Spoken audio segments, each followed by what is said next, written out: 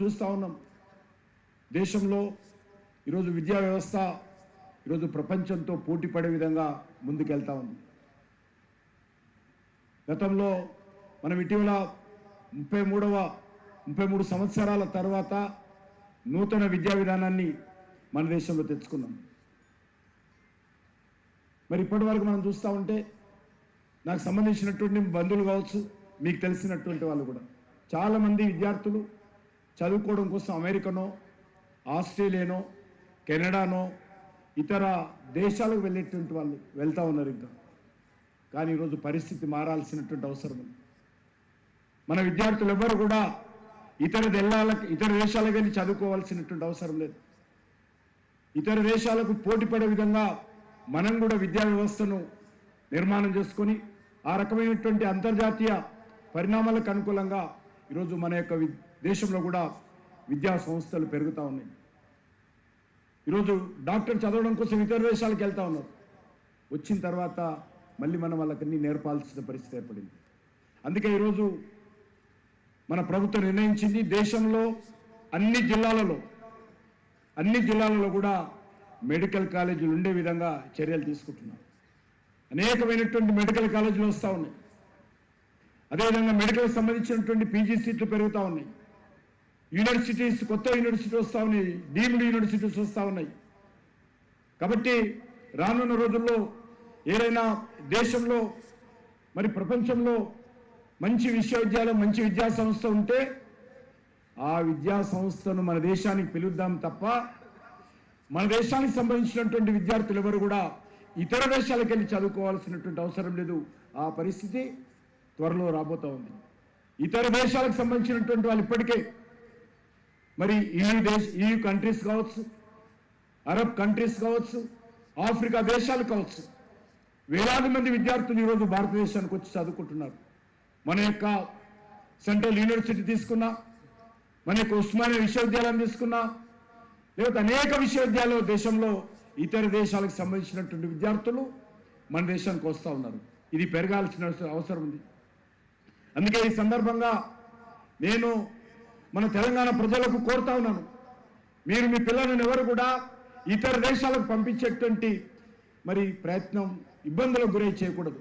చాలామంది మనకు తెలుసు మిడిల్ క్లాస్ ఫ్యామిలీస్ అప్పులు చేసి ఆస్తులు అమ్ముకొని ఇతర దేశాలకు పిల్లలను పంపిస్తూ ఉన్నారు చదువు కోసం. కానీ ఆ పరిస్థితి మారింది. ఈరోజు మన దేశంలో కూడా ఇతర దేశాలకు తల్లదన్నటువంటి మంచి విద్యా సంస్థలు మన దేశంలో వచ్చాయి, రాబోతున్నాయి కూడా. కాబట్టి మన దేశంలోనే ఆ విద్యా సంస్థల్లో చేర్పించేటువంటి ప్రయత్నం చేద్దాం. పరిస్థితి మారుతుంది. అనేకమైనటువంటి విద్యా విధానంలో మార్పులు వస్తూ ఉన్నాయి.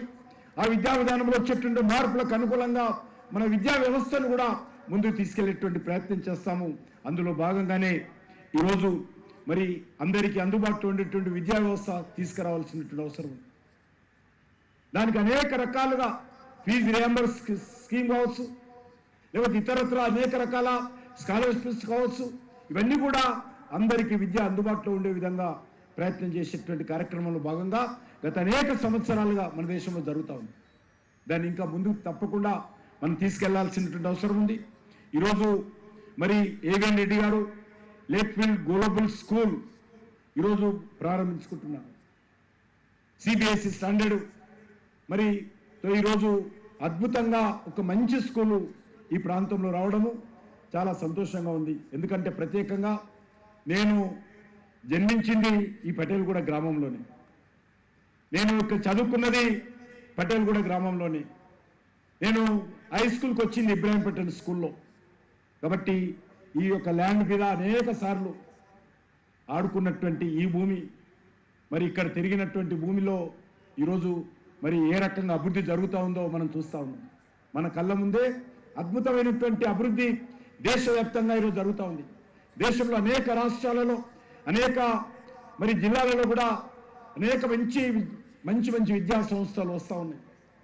దానికి సంబంధించినటువంటి కనెక్టివిటీ కూడా పెరుగుతూ ఉంది, ఇన్ఫ్రాస్ట్రక్చర్ కూడా పెరుగుతూ ఉంది.